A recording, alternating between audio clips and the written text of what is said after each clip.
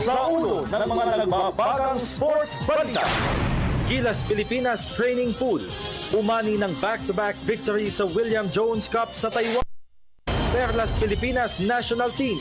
Tumapos na nasa ibabaw ng FIBA Asia Women's Level 2 standings. Philippine Azkals Football Team. Nagpahayag ng kahandaan 6 na araw bago ang matchup kontra Uzbekistan sa FIFA World Cup Asian Qualifiers. Ikatlong pwesto sa semifinal ng Collegiate Conference ng Spikers Turf. Napasa kamay ng Emilio Aguinaldo College Generals. Number 55 jersey ni legendary center Dikembe Mutombo. Opisyal nang ireretiro ng Atlanta Hawks sa papasok na season ng NBA. Five-time champion Roger Federer.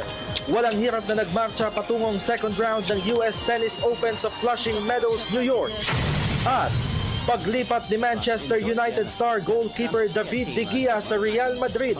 Naon siya mi.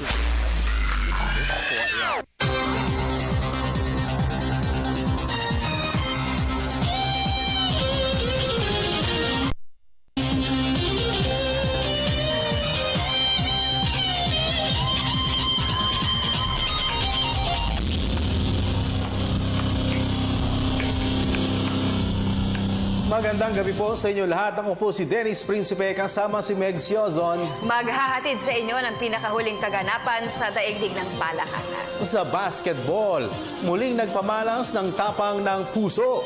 Sa William Jones Cup sa Taiwan, ang Gilas Pilipinas Training Pool. Sa pangunguna ni Phil Tung and big man Mawala Tautua, tinambakan ng top badminton squad ang Japanese counterparts kanina upang masundan nilang panalo kontra Russia kahapon. Ang kabuang detalye ihahatid ni Haji Caaminio. Umani ng back-to-back victory sa William Jones Cup sa Taiwan ang Gilas Pilipinas National Pool. Ito'y matapos na dominahin nila ang Japan 75-60 kanina. Mula sa manipis na 44 lead sa third quarter, pinamunuan ni Phil Tongan slotman Mawala Tautua ang atake ng Philippine Quintet sa fourth and final period upang tuluyang maiangat nila sa 3 wins and 1 loss ang kanilang record sa 9-team tournament. Sa panayam ng PTV Sports, naniniwala si Talk and Text tropang texters forward Elmer Espiritu na malaking bagay para sa kanilang koponan ang experience na matatamasa ni Tautua sa paglalaro para sa Gilas team. Magandang pangitain sa team yun kasi ang kagandahan pa nun ay nasa Gilas sila. Siyempre yung experience na makukuha nila doon tsaka yung kumpiyansa na makukuha nila doon magandang pangitain sa team yun. Samantala, hindi naman kumbinsido si veteran sports analyst Henry Liao sa kahandaan ng Gilas Pilipinas na sumabak sa FIBA Asia Men's Championship sa China sa susunod na 3 linggo. Not yet. I think you did more, no? Especially na consistent. Nakikita ko, I'm happy, no? It's just maybe, tweeting takes time, eh. So you play more games, di mo makita. Especially, sabihin na natin, anong gusto mo na natin opensa, anong gusto natin na gawin sa depensa. This all come part of, sabihin natin, tweeting, no? Kumbaga, trial and error, no? At this stage, I cannot say yet, eh. Ang susunod na makakatapat ng Gilas Pilipinas ay ang powerhouse Iran bukas ng 1:00 ng hapon. Para sa PTV Sports, Haji Caaminio, Telebisyon ng Bayan. Samantala, hindi naman kontento si veteran sports analyst Henry Liao sa ibinigay na kondisyon ng Los Angeles Lakers management para sa pagsusuot ng Gilas Pilipinas uniform ni Phil American guard Jordan Clarkson. Nagbabalik si Haji Caaminio. Binigyan na ng go signal ng Los Angeles Lakers management ang paglalaro para sa Gilas Pilipinas ni Phil American guard Jordan Clarkson. Pero ang problema, hanggang sa Setyembre 28 lamang pwedeng magsuot ng national tricolor si Clarkson dahil kinakailangan niyang magbalik sa Estados Unidos para sa pagsisimula ng training camp ng Lakers. Sa panayam ng PTV Sports, hindi kontento si veteran sports analyst Henry Liao sa naging desisyon ng Lakers dahil base sa ibinigay na deadline ay hindi na makakasama ng Gilas Pilipinas si Clarkson sa second round ng preliminaries ng FIBA Asia Men's Championship. It's harder to take half break, eh. Very hard to take. It's parang ako, you give it or not, no? Kasi it's funny, considering na paano naman yung coaching staff. You're doing a lot of game plans for the first few games to reach a certain second round, third round. Tapos pagdating fourth round, wala yung player, no? That's absurd, no? What I'm saying, the important games that we might be having is to reach the final. So at least you have to reach the final, at least no? To get that Olympic. Wala yung player na supposedly your best player, no? Gayunpaman, umaasa pa rin si Liao na magbabago ang isip ng Lakers management kapag nakadaupang palad na nila sina SBP Vice Chairman Ricky Vargas at former PBA Chairman Pato Gregorio sa mga susunod na araw. Maybe counting hirit pa nasa din natin tapusin na lang yung tournament and hopefully na papayag ang mother NBA team ni Clarkson na Lakers. After all, we look at in FIBA Europe or Eurobasket, they do that with other teams, no? So yun lang, no? Sabi ko kung gagawin mo lang na papalaruin ng NBA lang si Clarkson, Lakers na papayagan na maglaro si Clarkson Philippines, lubos-lubusin na lang. Ang mga aksyon sa FIBA Asia Men's Championship ay magsisimula sa Setyembre 23 sa Changsha, China. Para sa PTV Sports, Haji Caaminio, Telebisyon ng Bayan. Sa women's basketball, nagkaroon ng pagkakataon ng Perlas Pilipinas team na mapabilang sa Level 1 ng FIBA Asia Women's Championship sa Wuhan, China. Ito'y matapos na mangibabaw sila sa Level 2 competitions sa kanilang record na 4 wins and 1 loss. May report si Arian Malyari. Tumapos na nasa ibabaw ng FIBA Asia Women's Level 2 standings ang Perlas Pilipinas team. Ito'y matapos na daigin nila ang Kazakhstan 80-73 sa overtime kanina upang magrehistro sila ng record na 4 wins against 1 loss sa Level 2 play. Si Team Captain Ewan Arayi ang namuno sa atake ng Pinay 5 sa kanyang game-high 28 points. Ang 13 dito ay nagawa niya sa extra period. Sa panayam ng PTV Sports, pinuri ni National Coach Patrick Aquino ang ipinamala sa tapang ng puso ng mga Pinay dribblers na nakipagsabayan ng tatangkad na Kazakh rivals. Ito yung tinatawag natin puso. They didn't give up. Actually, yung height pa lang, very big yung mga Kazakhstan. Mga siguro, 3'6", 5" yun. And yung shooter nila, mga 6'2". Basta sobrang sila laki. And then, they never gave up. And I'm so proud of them. Talagang pinahiran natin dito yung puso natin na gustong-gusto nila manalo. Especially Ewan. Sabi ko nga sa'yo, everybody can be a star in this. Everybody's so talented. You don't know who will be popping out at each game. So, buti naman, si Ewan naman today. And hopefully, again, on Friday, lahat sana ulit pumutok lahat. Samantala, umaasa naman si Aquino na maa-upset nila ang mas matatangkad na Indian counterparts para makapasok sila sa Level 1 ng FIBA Asia Women's Championship. India, sobrang malaki, siguro mga 3'6", 3". And then they have shooters also. I think the girls are really eager to win. Sabi nga nila, let's level up na. Hopefully we win the game para mapunta na tayo sa Level 1. Ang match-up ng Perlas Pilipinas at India ay mangyayari sa Biyernes ganap na 3:00 ng hapon. Para sa PTV Sports, Arian Malyari, Telebisyon ng Bayan. Lipat tayo sa football. Patuloy ang dibdibang training ng Philippine Azkals para sa kanilang susunod na asignatura sa FIFA World Cup Asian Qualifiers. Sa pangunguna ni star forward Phil Young Husband, tatangkain ng Philippine 11 na mapalawig sa 3-0 ang kanilang winning start sa showdown kontra visiting team na Uzbekistan sa darating na Martes. Para sa detalye, narito pong muli si Ms. Arian Malyari. Eksaktong 6 na araw bago ang matchup kontra higher-rated rival na Uzbekistan. Doble kayod pa rin sa ensayo ang Philippine Azkals football team. Kagabi ay nasilip ng PTV Sports ang team practice sa mga national booters sa Rizal Memorial Football Pitch, kung saan determinado silang mapanatili ang kanilang malinis na kartada sa FIBA World Cup Asian Qualifiers. Sa panayam ng PTV Sports, pare-parehong nagpahayag ng kahandaan para sa importanteng laban kontra Uzbekistan, sina forward Phil Young Husband, goalkeeper Neil Etheridge, at striker Misa Bahadoran. our advantage is the fact we can go in with the confidence that we have 6 points, and right now they don't have any points right now. They were the team that was that you would say were the strongest, and but then you see North Korea, and they got a good result against Uzbekistan. So they're going to be very strong. I mean, we're playing against a team who are 50 places above us in the world rankings, have good experience, so it should be a really, really tough game. You know, we're very, I feel, you know, I know that the coach is now playing a different formation for the last couple of games, and we've only conceded 1 goal against Bahrain in the last dying embers of the game. And, you know, we've looked at that goal and we can see how it can be prevented. And to be honest, going forward, we don't expect to concede a goal against Uzbekistan. I'm sure there is a big expectation for each of us because we play very good against Yemen and Bahrain and we beat them. So the expectation and the pressure is not only on me, it's on our whole team. But we have a very good confidence that we are going to win against Uzbekistan, especially even though Uzbekistan is the highest ranking team we ever played and they are very good. But we are better, so we will give our 100% and we'll see what's going to happen, especially is in our home. So we're trying to not disappoint you guys.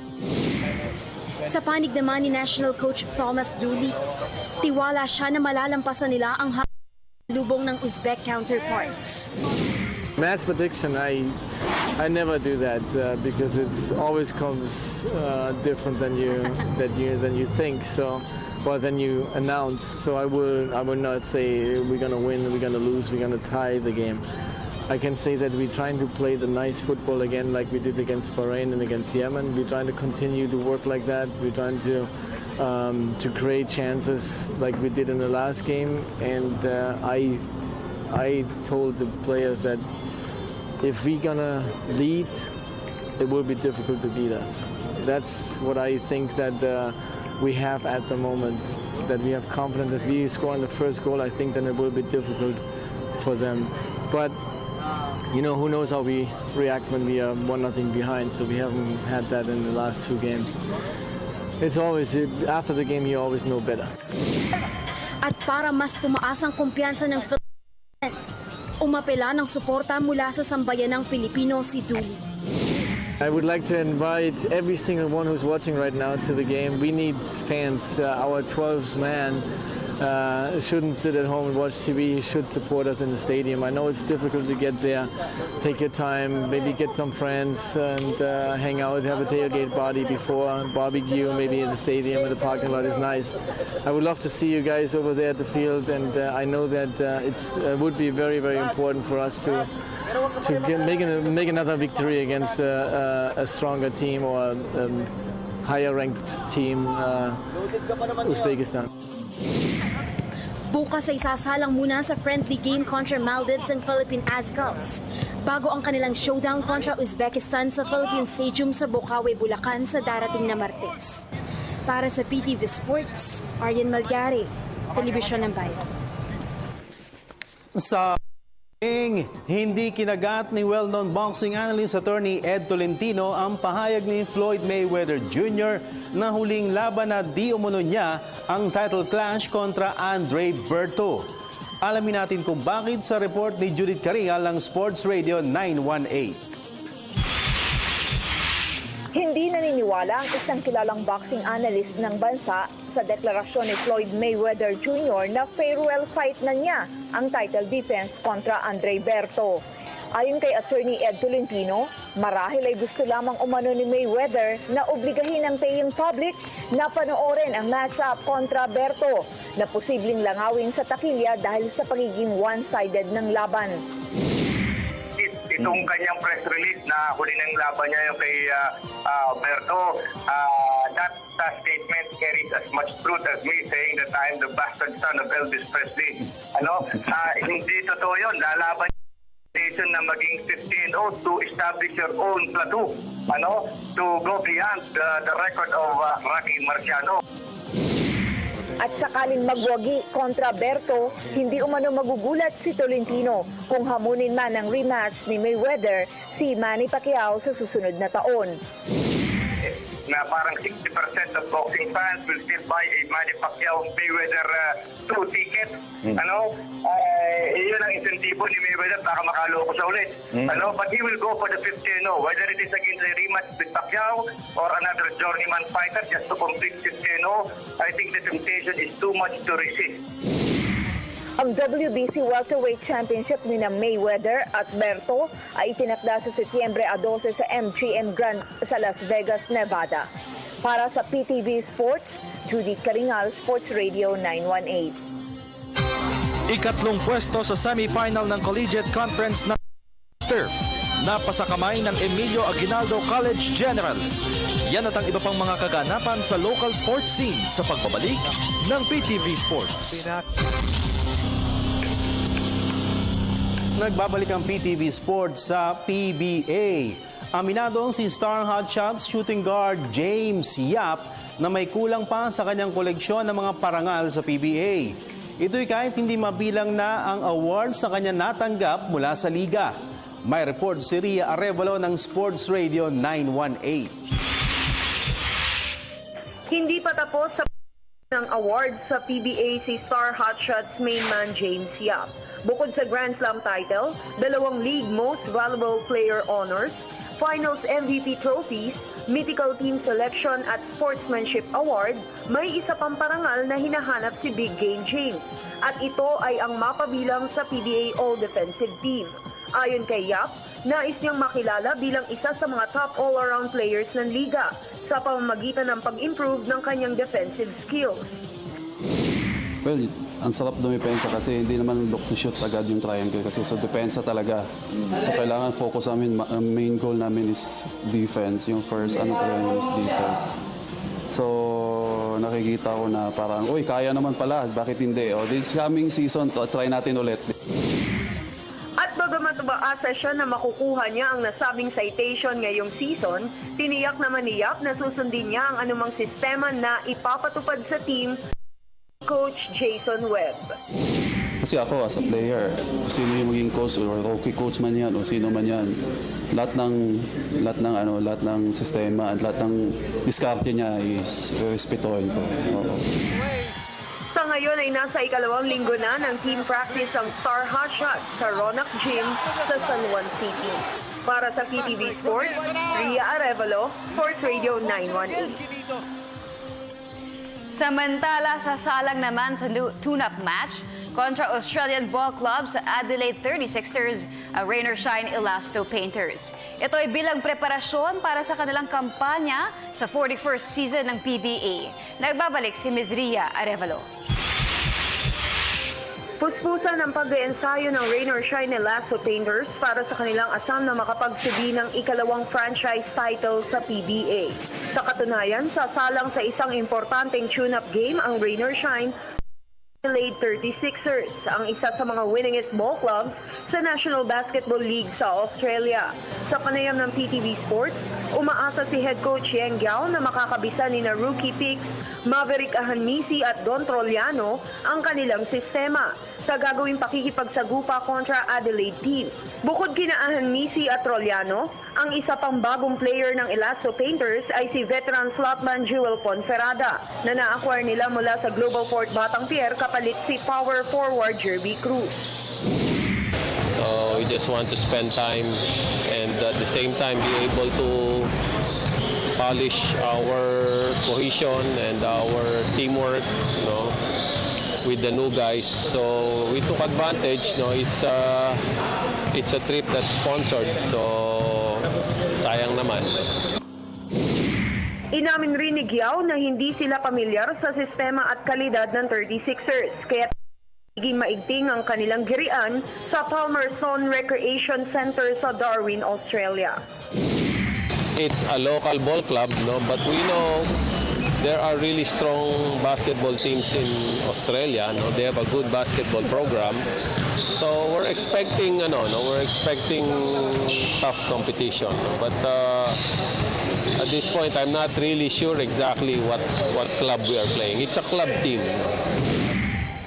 Sa Australian trip ay tanging si combo guard Gabe Norwood lamang ang hindi makakasama ng Rain or Shine dahil kabilang ang 6'6" Filipino-American dribbler sa Gilas Pilipinas training pool ni National Coach Tab Baldwin. Para sa PTV Sports, Ria Arevalo, Sports Radio 918. Sa volleyball, napasa kamay ng Emilio Aguinaldo College Generals ang ikatlong pwesto sa semifinal ng Collegiate Conference ng Spikers Turf. Ito'y matapos na dominahin nila sa Green Archers 25-23, 23-25, 25-20 at 26-24 sa isang do-or-die game sa San Juan Arena kanina. At tulad ng inaasahan, si star spiker Edward Mojica ang humato ng gusto para sa Generals sa kanyang game high 35 points, 28 dito ay mula sa attacks. Pero hindi rin nagpauli sina Israel Encina at Hariel Doguna na nag-ambag naman ang pinagsamang 21 markers para sa Rodrigo Palmero mentored team. Si John R.J. Onya naman ang namuna ng atake sa Green Archers sa kanyang losing effort na 16 points. Dahil sa panalo, tinapos ng EYAC ang kampanya sa quarterfinals sa record na 4 victories against 3 defeats. At ang makakatapot nila sa Final 4 ay ang National University Bulldogs. Sa iba pang balita, determinado ang Philippine Track and Field Association o PATAFA na mabigyan ng pagkakataon ng kanilang mga atleta na makapasok sa 2016 Rio Olympics. May report si Ms. Arian Malyari. Umapela ng suporta mula sa private sponsors ng Philippine Athletics Track and Field Association o PATAFA. Ito'y kaugnay ng nalalapit na kampanya ng mga national tracksters sa mga Olympic qualifying events. Sa 6 na pangalan na isinumite ng PATAFA sa Philippine Olympic Committee o POC, ay 3 lamang ang inaprobahan ng Philippine Sports Commission o PSC. Sa panayam ng PTV Sports, ibinunyag ni PATAFA Secretary General Renato Unso na doble kayod sila ngayon sa trabaho para hindi maunsyami ang asam ng 3 national tracksters na sumubok ng kapalaran sa mga Olympic qualifiers. Sina long jumper Maristela Torres, marathoner Mary Joy Tabal at trackster Edgardo Alejan Jr. ang 3 hindi binigyan ng go signal ng PSC. Si Mr. Wico, mahanap naman ng paraan. Hinihingi siya ng tulong sa mga private sector. I think may mga nakausap na rin siya kasi wala na sa amin yung ball games. Ang POC, tinutulungan kami para pa-approve sa PS. Siyempre, ang PSC rin, tinitignan maigi yung performance. Saka ang POC rin, may screen din nila yan. Hindi naman pag recommend namin, approve na agad. I can see their point. Siyempre, mahirap ang buhay mo, mahirap ang pera, kailangan ma-justify na igi.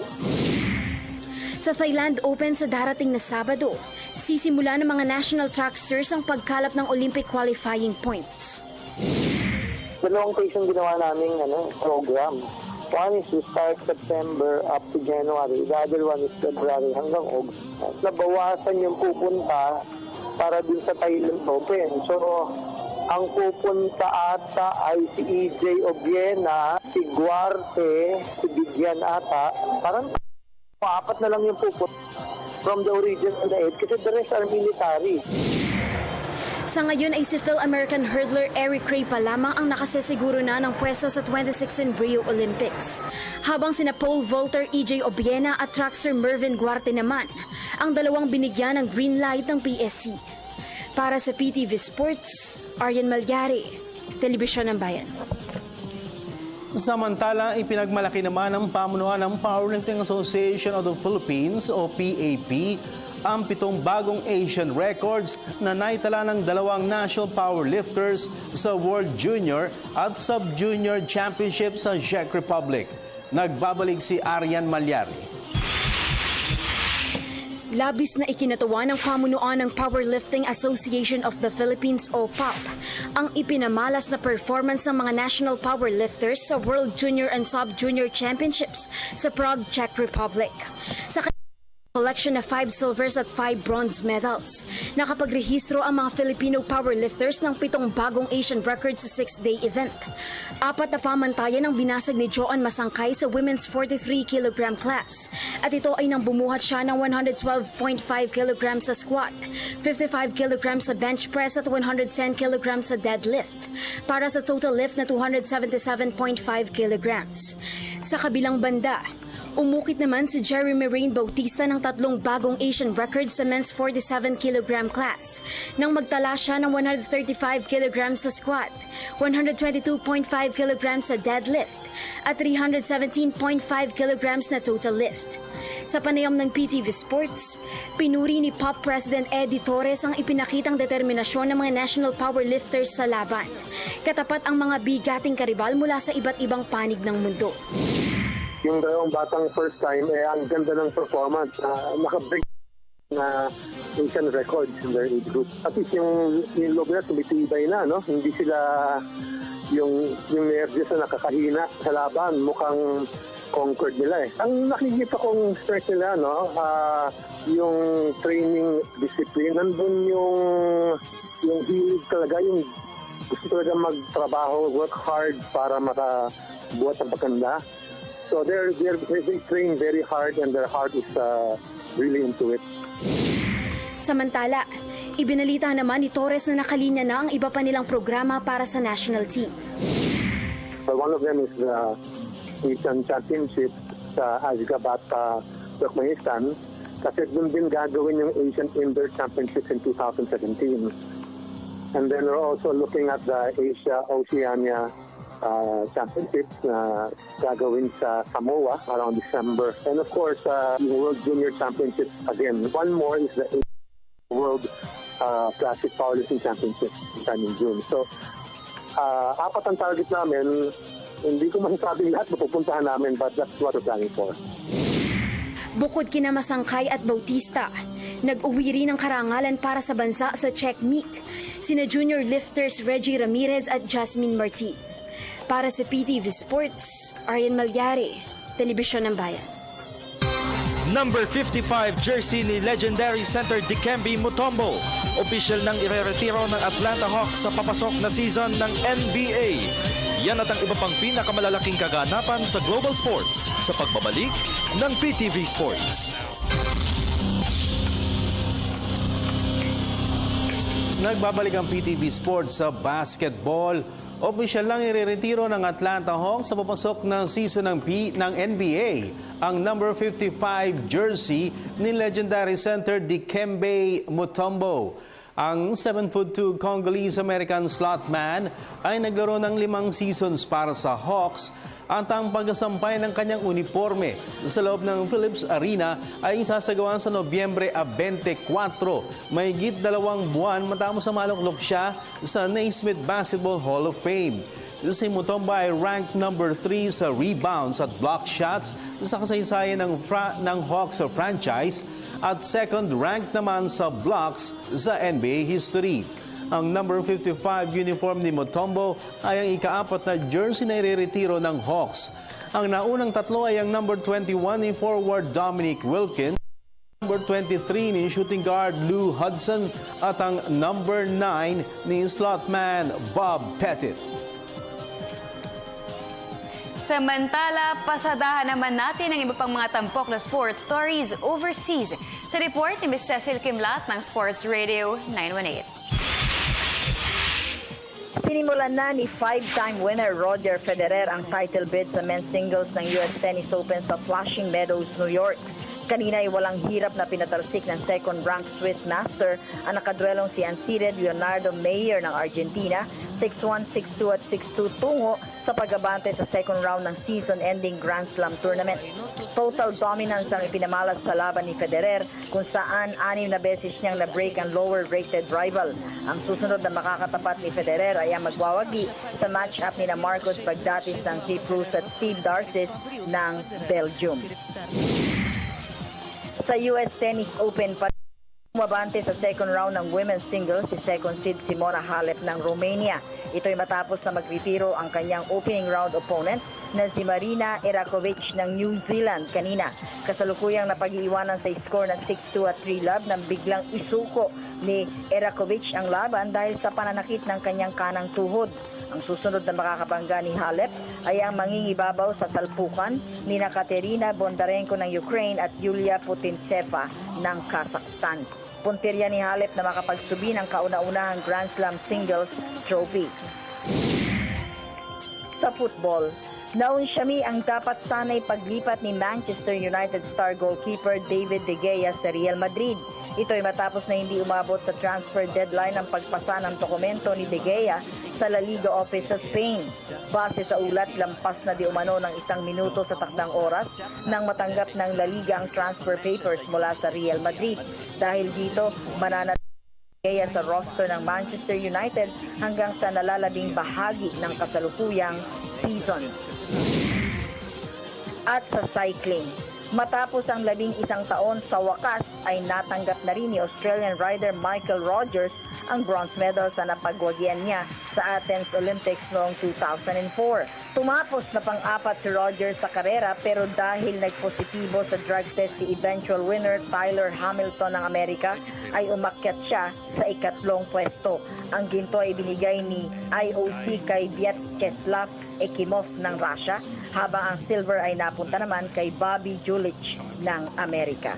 Para sa PTV Sports, Cecil Kimlat, Sports Radio 918. Ang panayam kay Barangay Ginebra San Miguel veteran point guard JJ Helterbrand sa ating Sports Chat segment sa pagbabalik ng PTV Sports.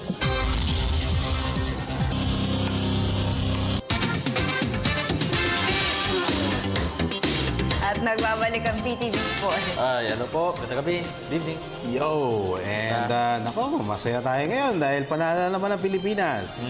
Against Japan. Tambak. Tambak. Fourth quarter. Winless Japan.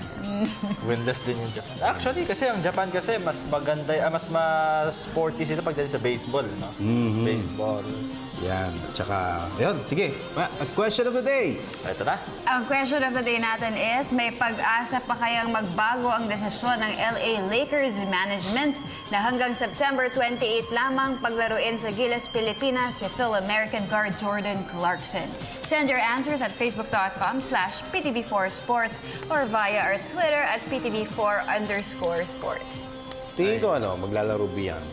Kasi kung papayagan hanggang 28, nandun eh. Sabi na nakausap ko, half-baked daw eh. Oo, nandun na eh. Doon muna tayo, at least maglalaro. And then, let's cross the bridge. Palestine, When Hong there's no Kong. traffic. Ano pa yung isang kalaban sa Group B, sa preliminaries? Palestine. Hong Wala, Kong. yakang-yaka. 3 games lang lalaroin niya pag nagkataon. Ni Jordan Clarkson. Kasi ang sabi ng Vice President for Public Relations ng Lakers, may training camp sila sa Hawaii. So kailangan makahabol, kailangan nandun na si Jordan ng 28. Ang alam ko yung 28 yan, second round na yun eh, ng FIBA Asia Men's Championship. So pwede kaya siyang ipa-extend din yung tanong? Tingin ko pwede yan. Sa Hawaii, maraming Pilipino dyan. Oo, kaya habang nandun Lakers, mag-ano kayo, I-encourage na payagan. Oo, napayagan. Tsaka papunta pa nga sila, di ba? Si Boss Pato Gregorio. Oo, para Balay natin. Ba, kasi hanggang September 8 yung final lineup. No? So kung ilalagay mo siya sa lineup, ang dilema dyan, paano pagka, September 28, aalis na siya sa isang slot, di ba? Oo nga. Sige, at saka nga pala, yung ating po nga number, kung gusto po ninyong tumawag po sa amin, at siguro makakadalawa tayo ngayong araw. Oo nga, I think so. Number po natin, 0916-391-5222. Again, 0916-391-5222. Ilista nyo na. Pero bago yan, masa muna tayo ng ating Facebook message. From J. Ando, sabi niya, hopefully magbago ang desisyon ng Lakers. Let's wait and pray. From Jen Riel Santa Cruz, pwede naman basta mabigyan lang ng assurance ng SBP na hindi may injured si Jordan Clarkson. Kaso hindi pwede. Hindi pwede Hindi yun. mo masasabi. Si Terence nga, nabato ng bola. Si Jordan Clarkson sa Gilas, sa atin, malamang payagan na ng Lakers maglaro ng buong game si Clarkson. Naku, ma-imagine mo, Meg. Pupunta sila ron. Mr. Kupchak. Mr. Buzz. We guarantee you, no injury will happen. Basketball, pwede ba yun? Especially pag nagkakainitan din, di ba? Nagkakasakitan. Masyado. Kalokohan nyo pag sinabi mo hindi siya may injured. You're joking me. Kasi Matapilo ka lang. Okay, basa pa tayo. From Michael Medici, sabi niya siguro hindi siya mapayagan. Nag-conflict talaga sa sked para sa FIBA Asia at para sa training camp ng LA Lakers. At saka sophomore pa lang si Jordan Clarkson, baka ma-injured siya at sayang ang career niya. Sana pag tumagal na siya sa NBA team, payagan na siya maglaro. Gaya ni Gasol Brothers, naglalaro para sa Spain. Hi po, Miss Meg. Hi, Michael. Alam mo, naisip ko tuloy, parang nangyari kay Dante Exum. Utah Jazz, di ba? Injured siya after playing for Australia.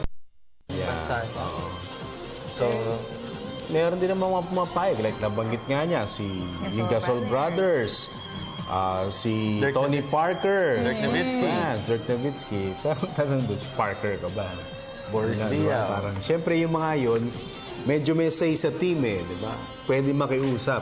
Si Clarkson kasi, at yun yung concern ng father niya, gumagawa pa lang ng pangalan. Gaya na nga niya, sophomore pa nga. Sila mga may pangalan na. At isa pa, yung Lakers mukhang gagawa ng ano ngayon dahil bukod sa magbabalik na si Kobe, meron pa silang mga new additions, di ba? Sina Roy Hibbert, D'Angelo Russell, yung rookie, si Brandon Bass, Lou Williams. So, parang gusto nila mag-content ulit eh. Hindi, ang issue talaga ron is yung cohesion, yung teamwork. Kasi puro bago Oo, yun na nga. Di ba? Mag-build sila ng chemistry. No?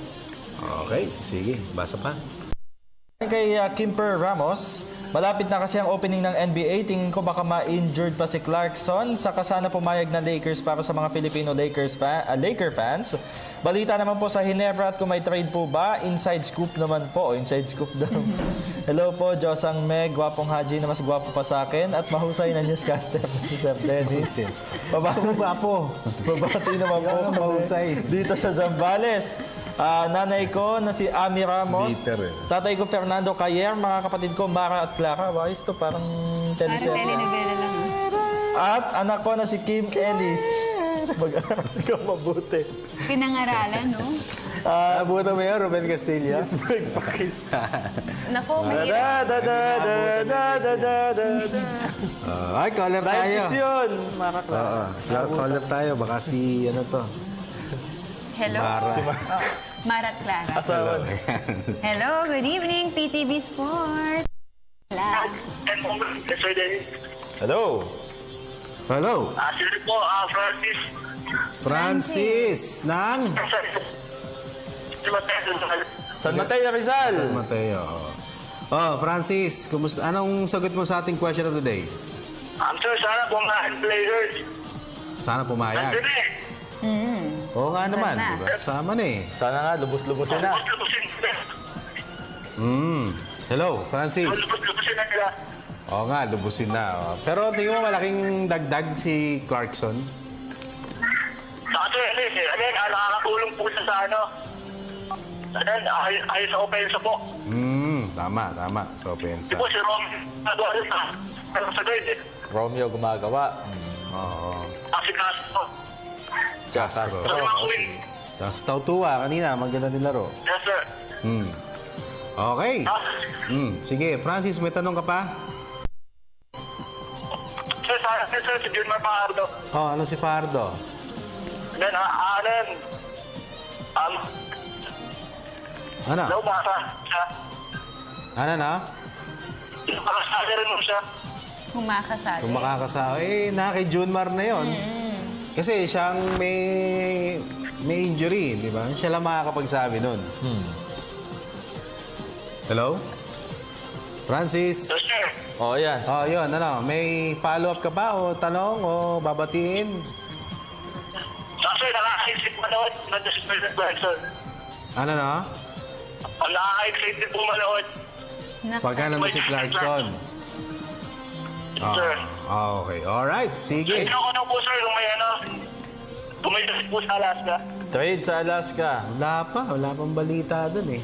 Sa Alaska. Pero ikaw ba, hindi ka ba satisfied sa lineup ng Alaska ngayon? Ano daw? Ano yun? Satisfied din. Isang sir, meron na. Medyo choppy, Francis. Medyo Sir, pati lang po, sir. Sige, go. Go na. Dapat pala yung nahawakan. Sir, binabasa ko po yung girlfriend ko. Sino naman yan? Happy 4 years po, happy 4 years. Happy? Ano na? po. 4 years? Happy po. Happy raw sila. Basta happy sila. Happy kayo. Very good, very good. Happy. Okay, sige, Francis, salamat ha. Thank you. Okay, Ayan, Wala. si happy rin Francis. kami para sa'yo, Francis. Kaya lang medyo hindi happy yung signal. Oo nga eh. Sige. Ano na? Mamaya na. Sige, basa Alright. muna tayo. From James Anthony Chan, sabi niya, hope and pray that the Lakers will be a bit more considerate. Clarkson, given the short possible stint in Gilas, lies right in the tournament. But if hindi magbago ang desisyon, let's hope on the September 27th and 28th, Gilas face the power teams like China and Iran in the quarter-final round, giving them a loss. Because if we don't face them in the quarters and face them in the semis, we might have a difficult time. Not saying that Gilas can't beat them, but seeing our Gilas in the thin lineup of big men, we need all the breaks, the luck to beat them. Oo. Tsaka I think Lakers should consider it as a good marketing Pwede. tool. No, si Jordan para at least yung Asian market, diba? Mahuhuli. Sabi nga ni Boss Henry Leo, may precedent naman na NBA players were allowed to complete their national duties even past first few days of NBA training camp. Okay, sige. Mamaya, Mr. Henry, kung meron ka pang idadagdag. Samantala, sports chat tayo. Ayan na. One-on-one kami. Fast. JJ Helterbrand, sports chat.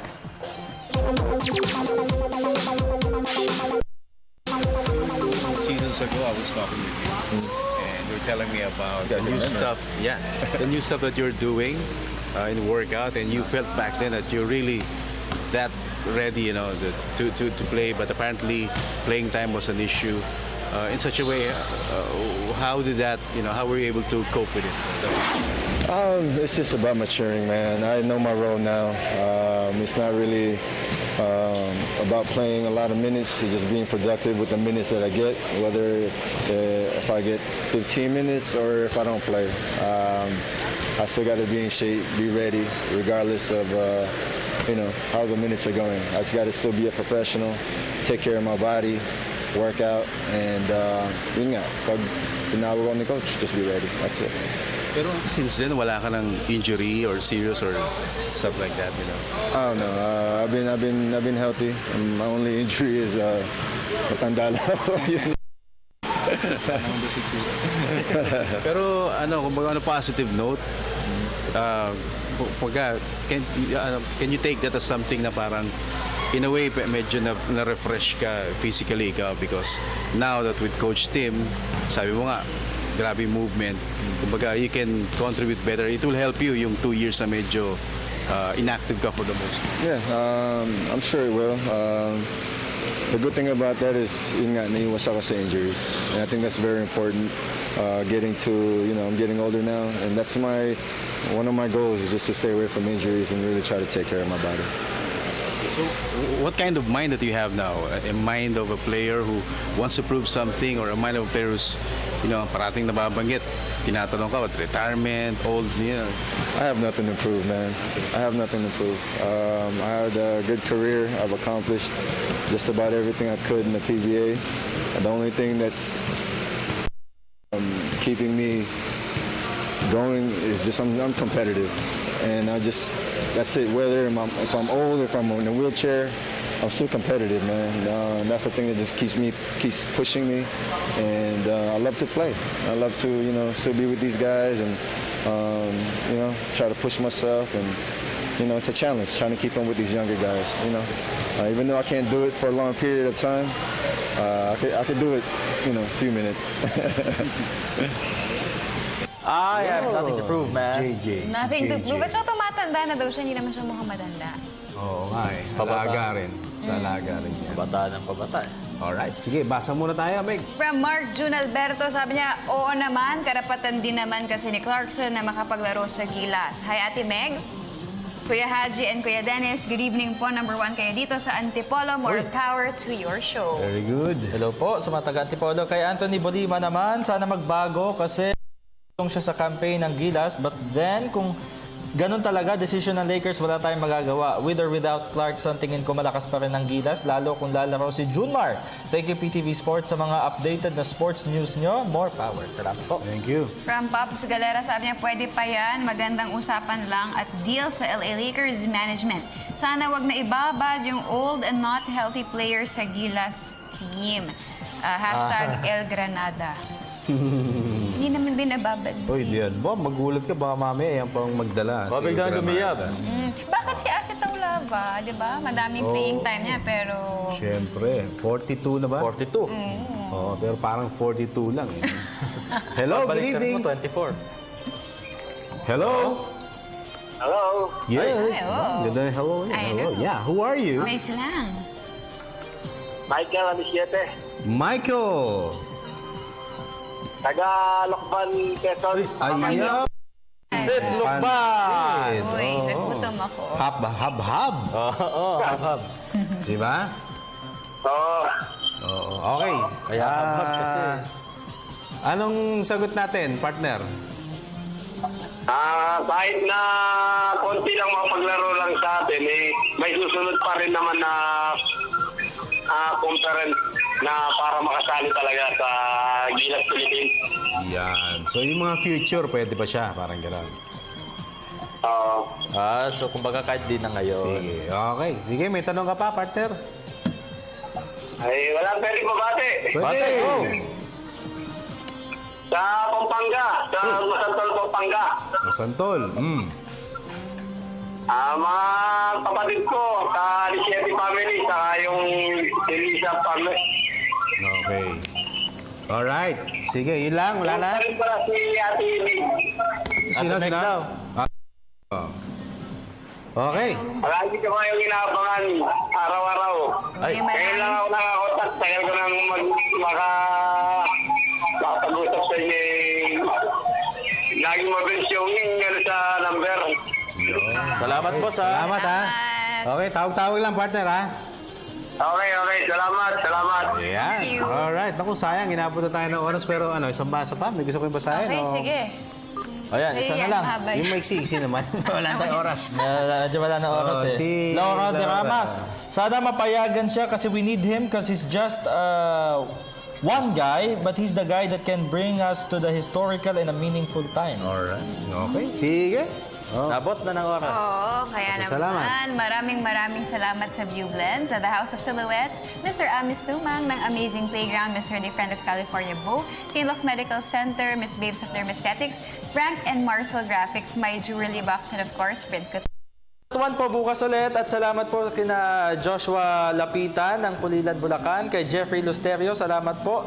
At sa lahat ng mga taga-Pagbilao, Quezon, ayan, salamat po sa inyo dyan. Thank you kay Angelo Olila and Christian Dacumos from Pasig City. Yan, kapatid ni Miss Amy. Salamat po sa Pantua family dyan po sa Liano, Caloocan City. Sa De Los Santos family dyan po sa Nangka, Marikina City, salamat po sa inyo.